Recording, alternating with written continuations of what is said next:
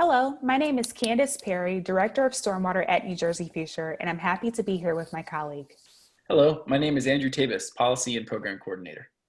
And together, we lead New Jersey Future's Mainstreaming Green Infrastructure program, where we raise awareness about the critical importance of green stormwater infrastructure and ways to bring it into the mainstream in New Jersey. New Jersey Future works to create strong, healthy, resilient communities for everyone. We envision great places for our residents and visitors to live, work, and play, and we help communities and state government make that vision a reality. We do this through original research, innovative policy development, coalition building, advocacy, hands-on strategic assistance, and community partnerships. Our work includes ensuring communities have safe streets and clean waterways that are free from flooding and pollution. But how many of your neighborhoods flood when it rains? Have you noticed what feels like an increase in rain events? How many of you are able to swim and fish in your local waterways? Well, let's talk about water. There are three types that we deal with: drinking water, the water you drink; wastewater, the water that leaves the toilet after you flush or goes down the drain after you shower; and stormwater, the rain and snow that falls from the sky as precipitation and hits the ground. This is the type we're primarily concerned with today. When stormwater hits impervious surfaces like sidewalks, rooftops, roadways, and parking lots, it collects the pollution on the ground like trash, oil, and pet waste, and all of that water runs into the storm sewer. This is called stormwater runoff. We have a problem, and it's growing. Communities across New Jersey struggle with the issues of stormwater runoff, water pollution, and flooding, which are exacerbated by the growing negative effects of climate change.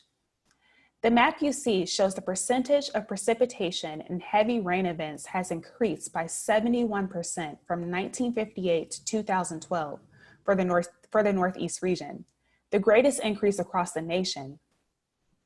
Climate change, coupled with the increasing development like houses and businesses, create additional stormwater runoff that leads to more frequent flash flooding, street closings, property damage, and the failure of underground pipes that deliver drinking water to buildings. This is what we want to prevent. Green infrastructure can slow and divert stormwater from carrying pollution into waterways and reduce flooding. It can also deliver multiple economic and societal benefits like cleaning and cooling the air and increasing foot traffic and pedestrian safety in downtowns. Our goal is to mainstream green infrastructure as a best practice in New Jersey. But before we dive into what New Jersey Future is doing, let me pass it back to Andrew to break down what green infrastructure is. Andrew? Thanks, Candace. Green infrastructure is an approach to managing stormwater that enables stormwater to infiltrate or soak into the ground where it falls like a sponge. For example, rain that lands in a rain garden can be absorbed into the ground. Green infrastructure can also manage stormwater by capturing it for later reuse. For example, a rain barrel can capture roof runoff for watering plants. Green infrastructure has three main benefits. First, there are water quality benefits. When rainwater lands on streets, it washes contaminants like oil, spilled gasoline, and trash into bodies of water. Green infrastructure can block these pollutants from making their way there. Second, there are water quantity benefits. Rainstorms can cause flooding when all of that rain runs downhill and accumulates in low areas. By holding back stormwater, green infrastructure reduces the amount of water that can build up and cause flooding.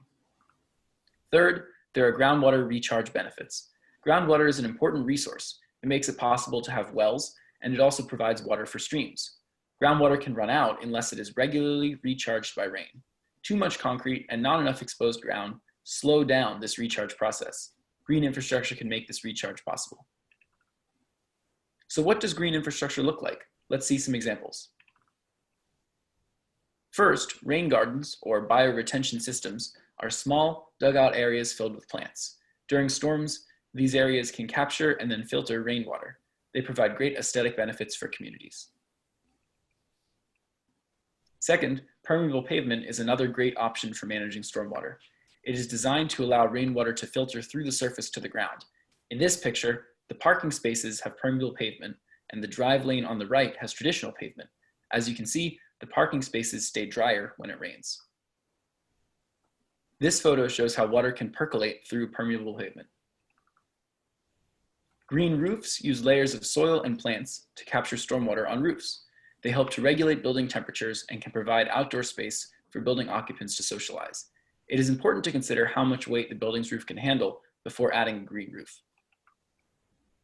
And fourth, cisterns and rain barrels both hold stormwater from roofs to reduce the amount of water that enters storm sewers.